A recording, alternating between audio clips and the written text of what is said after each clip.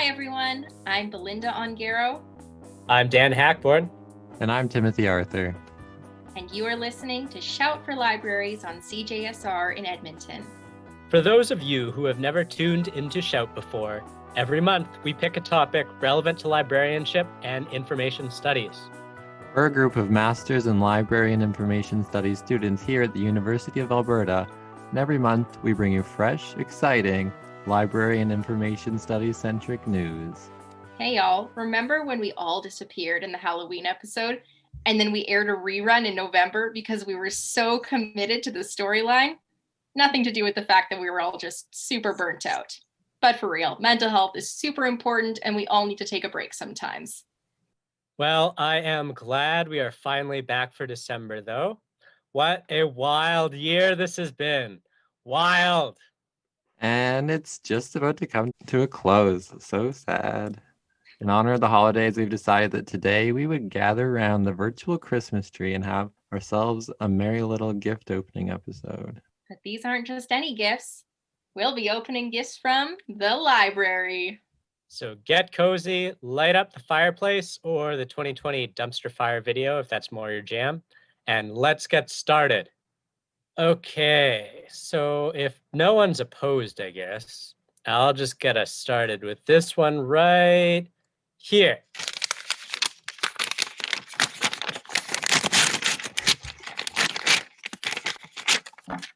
Oh joy, my very own Macmillan eBook policy rescindment. Just what I wanted. So this is a nice little gift from 2020 that had a lot of groundwork laid prior.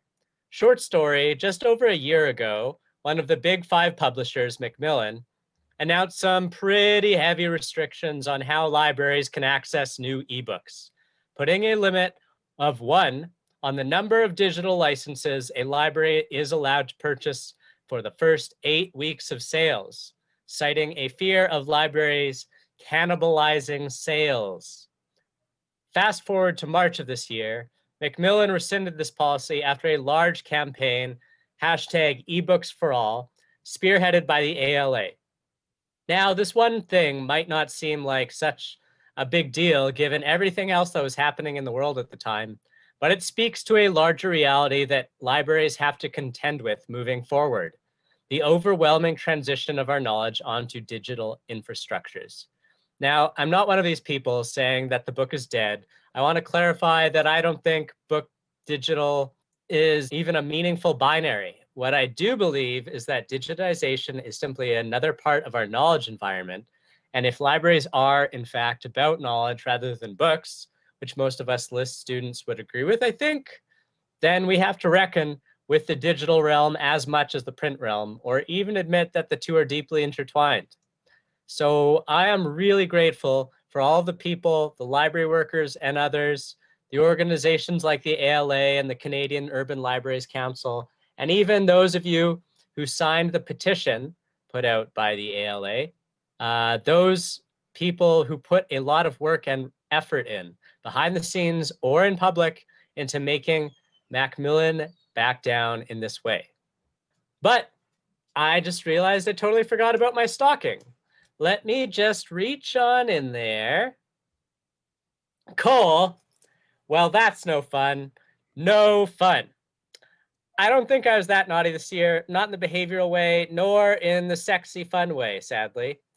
Well, anyways, this lump of coal is vocational awe, defined by Fobazi Attar as the set of ideas, values, and assumptions librarians have about themselves and the profession that results in beliefs that libraries as institutions are inherently good and sacred, and therefore beyond critique. Here's a quick quiz. What famous librarian said this? Today we are in another time of social tension. We face real issues that will take a long time to work through. Massive economic transitions from globalization and technology, fallout from the 2008 financial crisis, and polarized reactions to greater migration. Many of our issues flow from these changes. In the face of these tensions, once again, a popular impulse is to pull back from free expression. We're at another crossroads.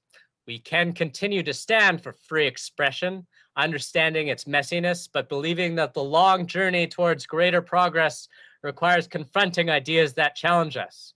Or we can decide the cost is simply too great. I'm here today because I believe we must continue to stand for free expression. Did you get it? Well, it was famous librarian Vic. Oh, wait, sorry. It was actually Mark Zuckerberg.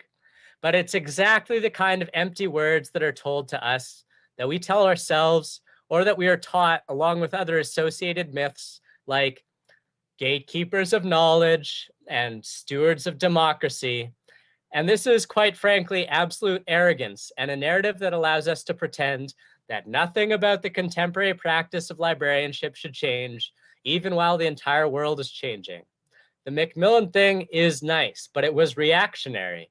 It's not magically going to stop happening as the big five becomes the big four or the big three, as more video content moves to streaming platforms, and less of these companies feel like it is worthwhile to include libraries in their business models, like Don Katz, the CEO of Audible, who said, quote, "We kind of decided the public library is just a place that people will get a smaller collection from other audiobook producers, and that's fine.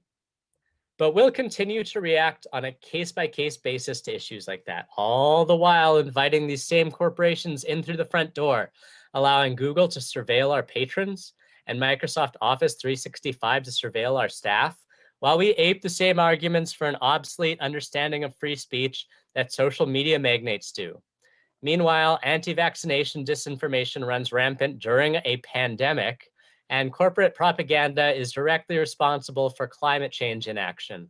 But sure, centuries-old ideas of how free speech works are still the best approach to our contemporary information environment. It's all okay, because we're the library.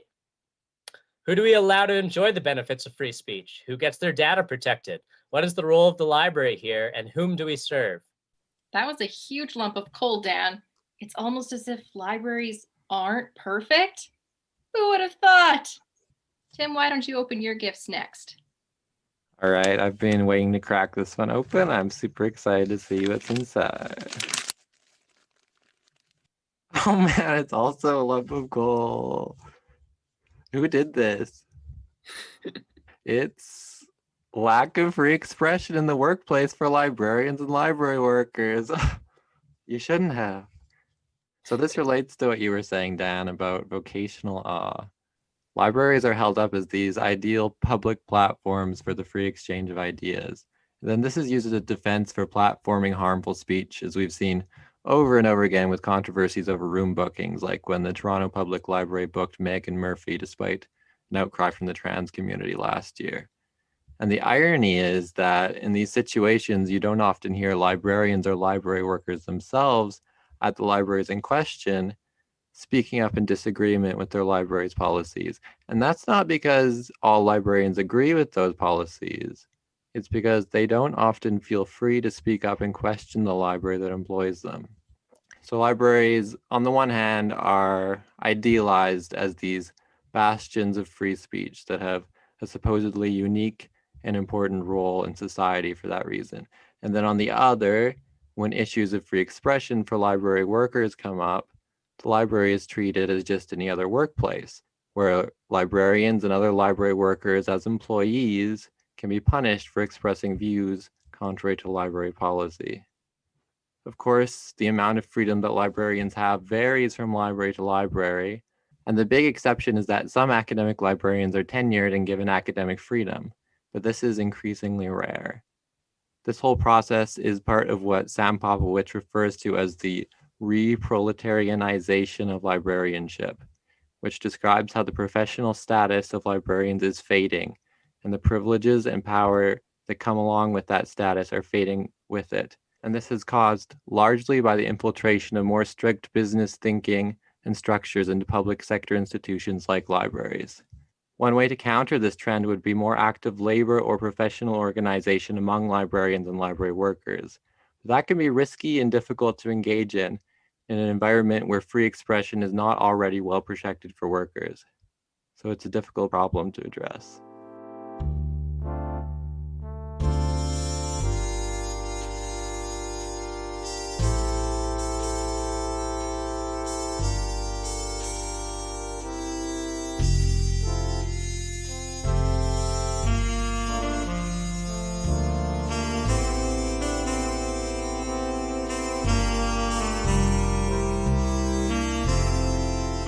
And thankfully, I've got another gift here. Hopefully, it's not also cool.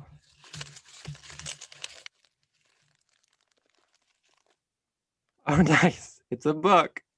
Libraries still have books, and you can check them out. Isn't that cool? For free. That's so cool. So I got The best. The Story of a New Name by Elena Ferrante. So I've been really looking forward to reading this. This is the second book in the series, the first being My Brilliant Friend, which I found really remarkable when I read it. I haven't actually been doing that much reading in the pandemic, but that was one book that I read and I found it really impressive. So I'm wondering if you guys have been doing any reading lately as well. Oh yeah. Mostly for school though. Well, I just finished rereading Breakfast at Tiffany's by Truman Capote and absolutely love that story. I love the movie, even though it has some problematic elements, but we're not going to go there. And now I've started reading, also a reread, Shadow of the Wind by Carlos Ruiz Zafón. And incredible story. So good. Highly recommend. It's the first in the series, and I have not yet read the sequel, or I believe there might be a third book as well. But yeah, that's on my to read list for this vacation. I'm really trying to get back into reading this break as well, because as I said, I haven't been reading as much as I should, but I find that when I read, I feel better than when I don't. Although I suppose reading isn't for everyone, but I really do find it therapeutic somehow. I do too. I find it's really central. I find it's really central to my identity. And if I'm not reading, I just feel out of sorts with myself. And when I start reading again, it's like I come back to who I am. It's super weird, but yeah, I love books. Nice. I have been reading Mirrors, Stories of Almost Everyone by Eduardo Galeano, which came highly recommended to me. And I won't lie, I'm probably going to catch a lot of flack for this, but I found the beginning very twee, and I haven't really gotten into it yet. And I just reread Bride Story by a manga by Mori. And it's been really great again this time. And honestly, because reading's taken up such a huge portion of my schoolwork, I have been sitting down with the 1995 BBC presentation miniseries of Pride and Prejudice, and I just find it a delight. So hopefully over the break sometime, I wanna finally sink my teeth into Jane Austen and read a bunch of Jane Austen novels because they're great. I highly recommend Persuasion. Ooh. No, I also have not read Jane Austen somehow. Isn't that shocking? Maybe we can come back and do a little book We should report. have a Jane Austen book club. Into it. Also, Dan, I also recommend the BBC miniseries of Tessa the D'Urbervilles. Okay. It's super good. That's not Austen or the Brontes, is it? Is not. No, that's Thomas Hardy. Oh yeah, I don't know why I'm interrupting, trying to. Right, it's not Jeopardy. Who is Thomas Hardy? All right. Well, I also have a couple of presents to open, so maybe I will go next. And what have we got here? Well, would you look at that? It's the elimination of late fees. Well, conveniently, I've just finished reading Sense and Sensibility, Late Fees Do Not Belong in Public Libraries, nod to Austen, by Laurie Eyre, where she briefly discusses the main issues with late fees. Believe it or not, late fees are actually entangled with the oppressive history of libraries, not to mention that it's simply an outdated practice that really doesn't make a lot of sense in the grand scheme of things. First, studies have shown that the removal of late fees doesn't actually affect the likelihood of people returning their items. If people are going to return an item, they'll return it whether or not there is a fee to punish them. If they happen to lose the book during a move or someone borrows it by mistake, a late fee isn't going to change that outcome.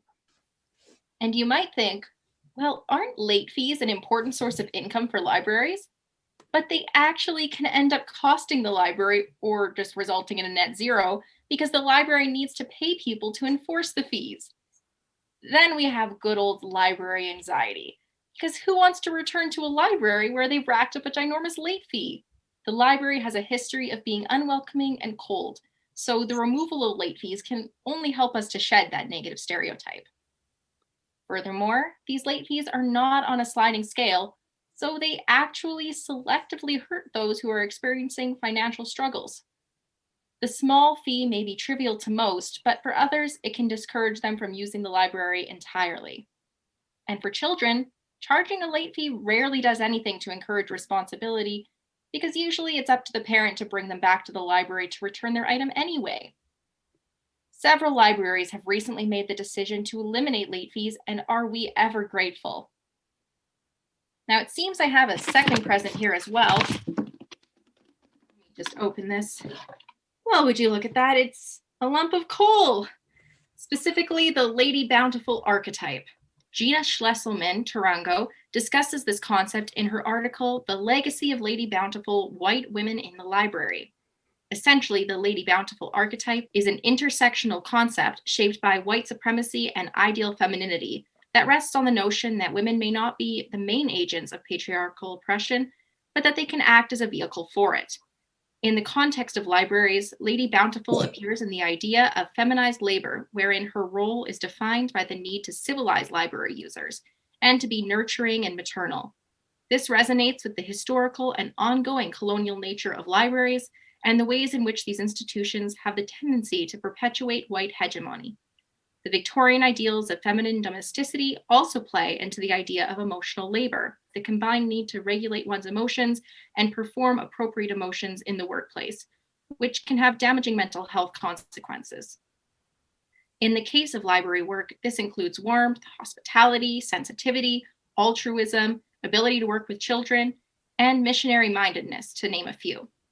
To quote Schlesselman-Tarango, as we work to locate Lady Bountiful in lists, we can begin to see that it was the very qualities associated, not simply with gender, but also whiteness and feminine form that functioned to position her as the ideal library worker.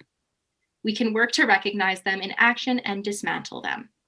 Well, it sure seems that libraries as an institution are not perfect, they're not neutral, and they are rooted in a colonial past. So it's cool to love libraries, but just keep your vocational awe in check. That's all we have for you today, but be sure to visit our Facebook page or Instagram at Shout for Libraries, or connect with us on Twitter at Shout4Libraries. Also, check out our past episodes on Apple Podcasts, Stitcher, or Spotify. And don't forget to check it out. Let's try that again. Okay. 1, 2, 3. Check it out. Why is it so hard? Okay, it's so hard. Okay, let's do don't forget to. And I'm also okay with keeping all of these bad ones. Oh my God, I love it. Okay, 3, 2, 1. Check it out. Are we doing a long check? What is happening? Do we normally do a long check? I think we do check it out. Oh yeah. Okay. I think this is my fault. I've been undermining both of you. Okay. 3, 2, 1. Check it out. I think that was good. Beautiful. Yeah. I think that was great. Good King Wenceslas looked out on the feast of Stephen, when the snow lay round the path, deep and crisp and even. Brightly shone the moon that night, though the frost was cruel. When a poor man came inside, bearing winter fuel. Silver pated stand by me, it's a roasted herring. Yonder peasant who will see where and what is wearing.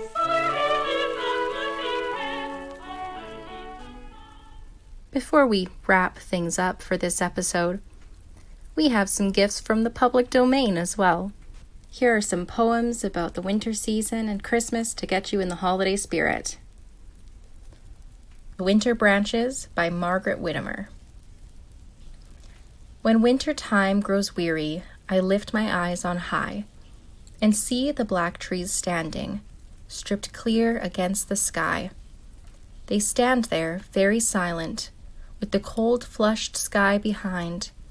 The little twigs flare beautiful and restful and kind. Clear-cut and certain they rise with summer past, for all that trees can ever learn they know now at last. Slim and black and wonderful, with all unrest gone by, the stripped tree boughs comfort me, drawn clear against the sky. Beware of Eggnog by Anonymous. While the little boys cry, Merry Christmas is coming, shall I be as dull as a water-drunk log? No, I'll sing you a song, for we bards must be humming, and the burden shall still be, beware of eggnog. When the bowl mantles over the elegant foam, and the steam rises up in a silvery tog, put by the potation, keep reason at home, and think of my warning, beware of eggnog.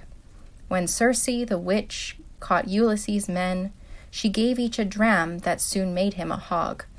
The identical mixture, 'tis now as 'twas then, so attend to the moral, beware of eggnog. When the circle is formed, the glass passes round, old Satan draws night, though as usual incog, and chuckles to see good sobriety drowned. Would you frustrate his malice? Beware of eggnog. But why do I rail at one liquor this way? Is no other as fatal from brandy or grog? Yes, yes, they're all one, I mean all when I say, and I'll say but once more, now, beware of eggnog. A Song for a Christmas Tree by Louisa May Alcott. Cold and wintry is the sky, bitter winds go whistling by. Orchard boughs are bare and dry, yet here stands a faithful tree. Household fairies, kind and dear, with loving magic none need fear. Bade it rise and blossom here, little friends for you and me. Come and gather as they fall, shining gifts for great and small. Santa Claus remembers all. When he comes with goodies piled, corn and candy, apples red, sugar horses, gingerbread, babies who are never fed, are handing here for every child. Shake the boughs and down they come, better fruit than peach or plum. 'Tis our little harvest home, for though frosts the flowers kill, though birds depart and squirrels sleep, though snows may gather cold and deep, little folks their sunshine keep, and mother love makes summer still. Gathered in a smiling ring, lightly dance and gaily sing, still at heart remembering the sweet story all should know of the little child whose birth has made this day throughout the earth a festival for childish mirth, since the first Christmas long ago. December by Eliza Cook. Winter is here, let us welcome him on. Remember old Christmas is near. And when Christmas with all his gay feasting has gone, why then we've the merry New Year. Here's a health to the rich who will give to the poor. Let plenty and mercy ne'er part. And though bitter winds blow through the white clouds of snow, no winter shall fall on the heart. Christmas Trees by Robert Frost. The city had withdrawn into itself, and left at last the country to the country, when between whirls of snow not come to lie, and whirls of foliage not yet laid, there drove a stranger to our yard, who looked the city, yet did in country fashion in that there he sat and waited till he drew us out, a buttoning coats to ask him who he was. He proved to be the city come again, to look for something it had left behind, and could not do without, and keep its Christmas. He asked if I would sell my Christmas trees. my woods, the young fir balsams like a place where houses all are churches and have spires. I hadn't thought of them as Christmas trees. I doubt if I was tempted for a moment to sell them off their feet to go in cars and leave the slope behind the house all bare, where the sun shines now no warmer than the moon. I'd hate to have them know it if I was. Yet more I'd hate to hold my trees except as others hold theirs or refuse for them. Beyond the time of profitable growth, the trial by market everything must come to. I dallied so much with the thought of selling, then whether from mistaken courtesy and fear of seeming short of speech, or whether from hope of hearing good of what was mine, I said, "There aren't enough to be worth while. I could soon tell how many they would cut. You let me look them over." "You could look, but don't expect I'm going to let you have them.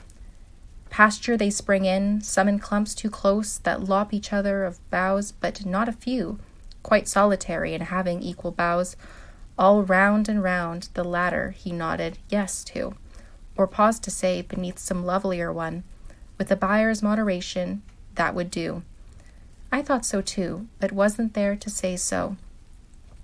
We climbed the pasture on the south, crossed over, and came down on the north. He said, 1,000. 1,000 Christmas trees? At what apiece? He felt some need of softening that to me. 1,000 trees would come to $30. Then I was certain I had never meant to let him have them, never show surprise, but $30 seemed so small beside the extent of pasture I should strip 3 cents, for that was all they figured out apiece. 3 cents so small beside the dollar friends I should be writing to within the hour. Would pay in cities for good trees like those. Regular vestry trees, whole Sunday schools could hang enough on to pick off enough. 1,000 Christmas trees I didn't know I had, worth 3 cents more to give them that way than sell. As may be shown by a simple calculation. Too bad I couldn't lay one in a letter. I can't help wishing I could send you one. I'm wishing you herewith a Merry Christmas.